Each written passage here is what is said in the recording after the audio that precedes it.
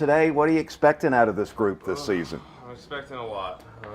Finally, it's nice to say the rebuild's over. Hallelujah. I know it was definitely a great year last year. It's fun. It kind of rejuvenates you a little bit when you get those young guys in the dugout. How much fun they were having last year. We got a lot of young guys that got some experience under the belt, so I'm expecting big things this year. Are you calling them young guys? How old are you? I know. I'm gonna be old in baseball at the end of this year. See, at 30. that's the way it's looking at you when you get to 30. I know. That's what they say. I mean, that's just a number in my eyes. We remember your first camp. Oh, Like me we too. remember talking to you back then, and It now, was yesterday, though. now you're counted on to lead this group. Yeah. But what actually entails leading in a clubhouse? Because I think fans make it out to be something that it might not be. What is leadership to you? To me, it's doing my business, my routine. I stick to it. I never vary from it. I try and play every single game. Talk when you need to talk. It's not going to be that rah-rah.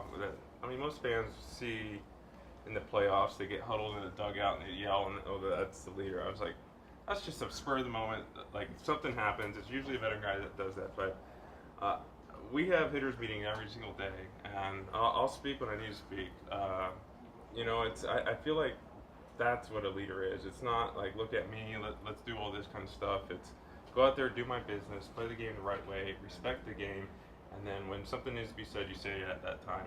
Behind closed doors, we're in this together. It's not for the world to see, and it's just for us to get through this tough stretch when we do have one of those things. Another good year out of you last season. At this point in your career, how do you get better? I get asked that a lot. I've always said if I stayed healthy, I feel like my numbers would be there at the end of the year, and that's what I'm doing. Last year, I played 162 games twice in my career now, and both times I didn't like how I ended the seasons. What does that tell you? That's what I worked as hard as I possibly could. I tried to get stronger this off season. I still felt good, but I think I was just, I just wasn't swinging as hard. The ball wasn't coming off as fast as I wanted it to last year.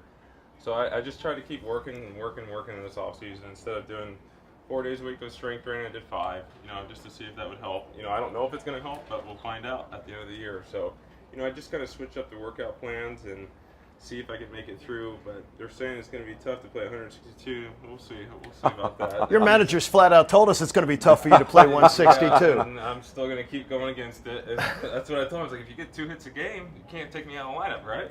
So that's what I keep telling them. But I think they have it's smart, but there is 4 more built-in off days in the schedule, so maybe I'll just try and use that as my way around to be able to play 162. When you look at the National League East, last year at July 4th, Mets were buried, 15 games under. Nationals were under 500. Phillies were with you guys pretty close there. It was a strange year. Yep.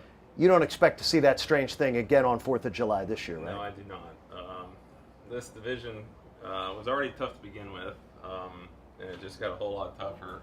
Felt like all those teams did that to catch up to us, though.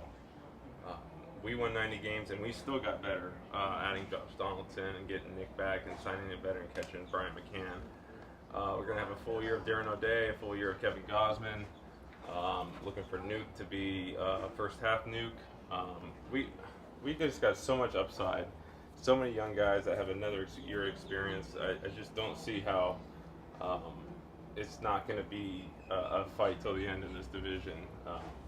Starting pitching in this division is something I'm not looking forward to. It's going to be tough every single day. You can run into a buzzsaw between DeGrom, Syndergaard, Wheeler.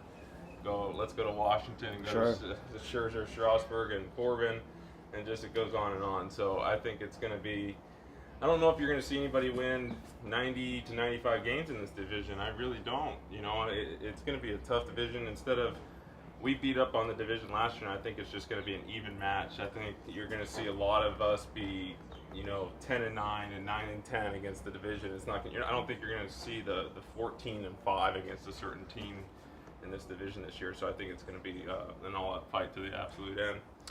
Looks like Alex Anthopoulos solidified that third base spot this year. What are you expecting out of Josh Donaldson? I think we all expect Josh to be Josh. And everybody talks about, that he had a down year last year. It was down because he was hurt, and the only better player in the league the last 5 years was Mike Trout before he got hurt last year. So if Josh is healthy, which he is, I just don't see how he's not going to be the 2013-2017 Josh. And I think he's out to prove everyone again that he is capable of that.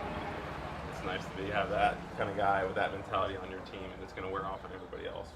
When you talked the other day, you were making comments about the Harper, the Machado, the big money free agents still being out there, Craig Kimbrel's and everything.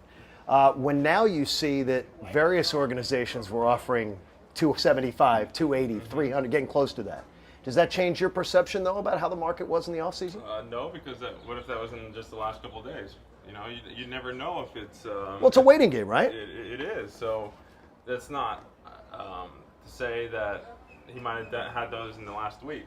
So why weren't those in November, December, January? You're just trying to wait it out. You never know. I'm gonna be on this player side. I'm always gonna be on the player side. I don't.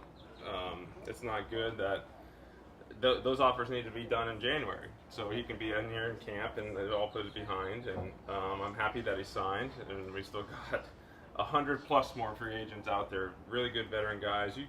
You got Evan Gattis sitting out there who doesn't have a job, who hit 250 with 25 home runs last year. I mean, someone doesn't need that kind of power in their lineup.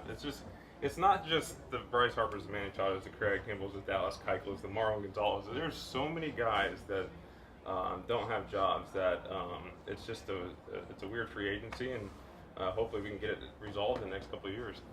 You guys have